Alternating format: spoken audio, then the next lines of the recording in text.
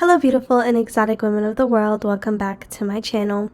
Today we're going to be talking about another weirdo behavior, which is people who keep you around to tear you down and humble you. I never understood this, why someone would want to be in your space and they knowingly don't like you. Like, if you don't like me, you don't have to be here. You are choosing this pain. Like, you are choosing to have this negative experience by being in my space. You literally do not have to be here. You're not obligated to be here, but you're choosing to be in my space, in my business, attached to me in some type of way for your own agenda. What are their agendas usually? It's usually, if you are an exotical, if you are a beautiful woman, if you're stunning, if you are a triple threat, their agenda usually includes tearing you down in some way, shape, or form. In some way, shape, or form, they are in your life to disrupt you. Something I noticed as someone who has been very focused and determined from a young age, when you are focused, determined, and then all of the things that I kind of listed off earlier just now, you are a threat to people without even trying. You are simply just trying to live your best life. Maybe you're trying to break a generational curse. Maybe you're trying to just be better than yesterday. You know, who knows what your story is, but these people make it their mission to stop you from progressing and to watch you basically fall from grace, and they want to witness your demise. They have wet dreams about it all the time. Like, let's really wake it up. A lot of people who approach you and befriend you, family that wants to be close to you or in your business, just anyone, even a man sometimes that gets into a relationship with you. You have to watch these people because sometimes they can be threatened by your star quality, your power, the authority, and the fearlessness that you embody, whatever makes you shine, because everyone has their own thing. A lot of times these people, if they don't have it, they're going to try to get it from you. If they can't get it from you, if they can't beat you at it, then they're just going to start throwing rocks and hiding their hands. And people that do this, they're very passive aggressive. They're nasty to you, but then like try to throw niceties in there. Like, they do a lot of backhanded compliments. They do a lot of passive aggressive comments, comparing. And when you talk to them, you'll just find that they're always boasting or bragging about something unprovoked. It's very strange. I've experienced all of these things from friends, family, and men. Okay. So it's really tough for me because I have a serious issue with people, again, who are deceptive. Like, I think there was a guy on YouTube that used to call people like this Decepticons, and I think that is the perfect term for people like this. Not only are they bots and NPCs, they are also Decepticons. Decepticons are people who are just walking around faking it. They're wearing a mask. They're deceiving everyone around them. They're not being genuine. They're being strategic all the time. They're always comparing themselves, and they're always being competitive. And a lot of times these people come around and they smile in your face, deception. They want to be your friend, deception. They want to be close to you, deception. They want to help you, deception. It's all deception. And once they have you in their good graces and your guards are down and you think you can trust this person and you think you and this person are off to the races and you're having a great friendship, a great relationship, a great family connection, then comes the underhanded jabs. And you're like, whoa, where did that come from? We were just having a blast, and now I'm catching a slight competitive and comparative tone in your voice. Wow. Where did that come from? And then, then you brush it off and you're like, oh, okay, I maybe I'm thinking too deeply into it. You move it along. Everything's cool, everything's nice, everything's sweet. You're vibing. And then here comes another weird and strange and just left field passive aggression. And you're just like, where is this coming from? This is for real now. Like, fool me once, shame on you. Fool me twice, I gotta get on that ass. Like, now I'm on your ass. Because who are you playing with? Who are you talking to? And then that's when you have to start moving differently. You have to start moving accordingly, because then they're gonna keep going. And unfortunately, I have given friends a lot of chances in the past.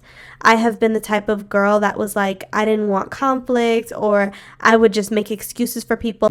Oh, she's going through it with her baby daddy. Oh, she's not happy with her life. Or, oh, she's going through this, she's going through that. He's going through this, he's going through that.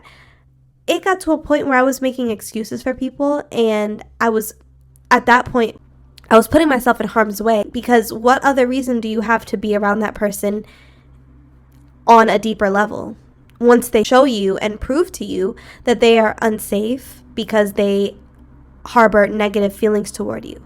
It's like you put yourself in harm's way and you put yourself in a harmful situation when you allow these types of people to keep a connection to you. This is why it's so important to learn when to pull back. I am the queen of pulling back. I love pulling back. It is how I protect my energy, my peace, and my sanity. For starters, pulling back means I don't have to explain anything to you.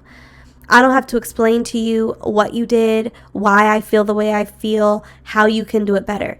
This is not a progress report. This is not a report card. I am not your teacher. I am not here to teach you how to be a decent human being. If you don't know how to be a good friend, a good family member, a good partner, I don't know what to tell you. I feel like I only have it in me to show somebody or tell somebody one time.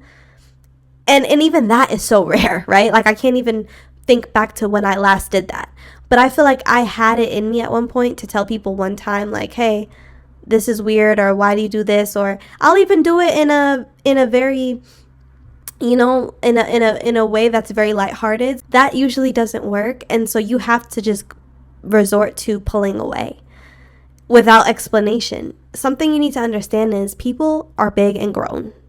All these people that you're having falling outs with, people showing their ass, people are hurting you, people are doing things that are inappropriate, people are making you uncomfortable with their comments, with their banter, how they like to quote unquote joke with you, knowing damn well it's not a joke.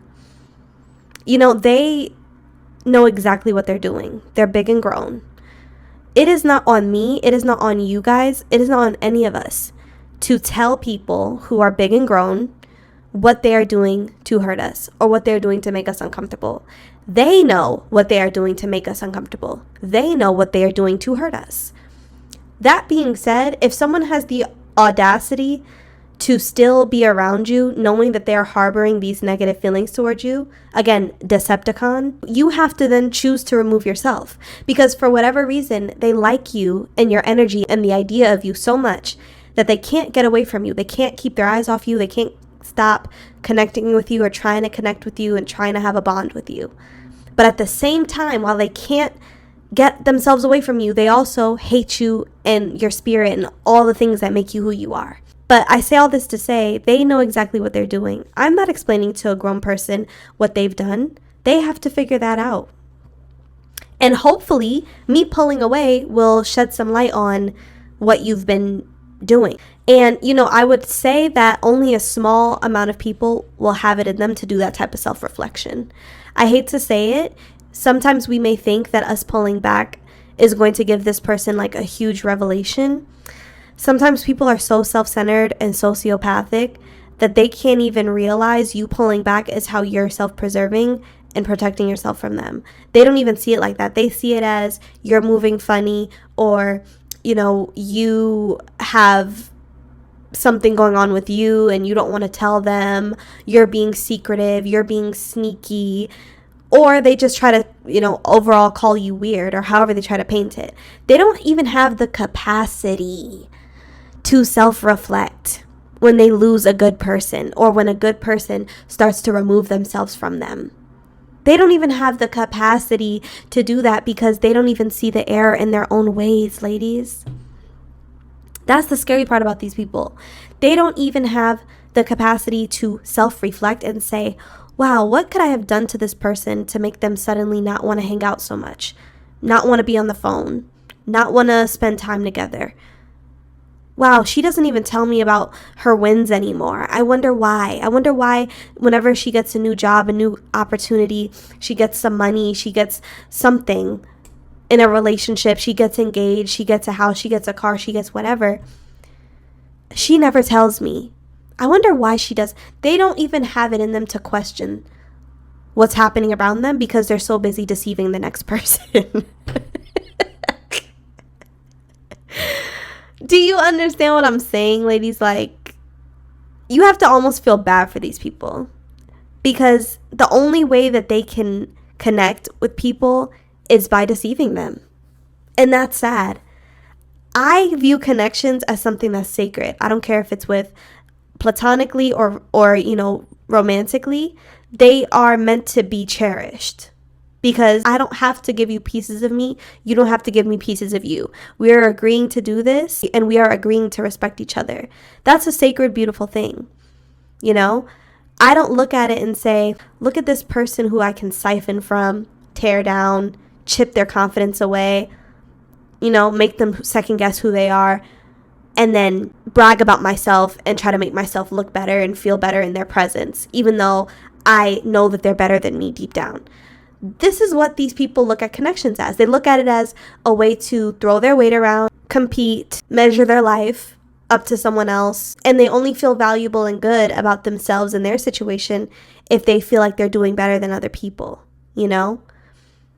Which is why I've mastered the art of detachment. I've mastered the art of pulling away, and I've mastered the art of not needing people because of things like this. This is just another weird thing I noticed, that people will absolutely hate your guts and they'll stay in the friendship. Why are you here? Every chance you get, you're doing little low blows. Right when you think I have my guard down and I'm laughing with you and we're having a good time, you want to be shady. That's what we're doing. It's like you always have to be on point with these women and these men because they're always looking for a way to chop you down. Same thing with narcissistic men. Okay, I've been there. I know exactly what that looks like. He woos you, he love bombs you, he makes you feel like everything and then some more. And then you turn around and he's devaluing you. He's making you feel like you're nobody, like you're nothing, making you beg him for affection and love. Just the other day, he would lick the ground that you walk on. But today, he's treating you like you are garbage. That's not by chance. That is someone who is using their connection to you to break you down. Get you comfortable, get you secure, make you feel safe, make you feel loved, and then chip away at you and break you down. The way you stay above these people is detachment. And I don't care how many times I have to talk about this, I will. Being able to say no thanks, being able to get up from the table is going to be your superpower as a beautiful woman, as a triple threat, as someone who brings a lot to the table. Being able to say, I'm good, I'm done, is going to be your most powerful tool. No matter how much you may like someone, no matter how much you may enjoy the friendship, enjoy the connection, how much you may have spent time with this friend, how much you guys may have shared with each other, the second things start to get harmful, you have to pivot because they're not going to remove themselves. They get something from being friends with you. You don't. They get character building. They get identity through you. They get a feeling of acceptance. They get a feeling of upliftment because you're a bright light and you probably uplift these people when you're around them. They get so many benefits and perks of being attached to you. What do you get from them? You get shade, deception, competition, comparison, and hate. It's not an even exchange anymore. Now this is a skewed friendship. It's a skewed connection and it doesn't serve me. So you have to be willing to get up from the table when things are not serving you anymore. So ladies, I hope this helps. If you or someone you know is experiencing this, please go ahead and click the link in my description to set up a time for me to do a personalized video recording for you for anything you're experiencing or going through. You can go ahead and book a one-time or a subscription package. And ladies, drop it in the comment section and let me know your thoughts down below. I'll also be leaving my email in the description box so you can share your stories with me there as well. Have a lovely day, ladies. Have a lovely day, ladies.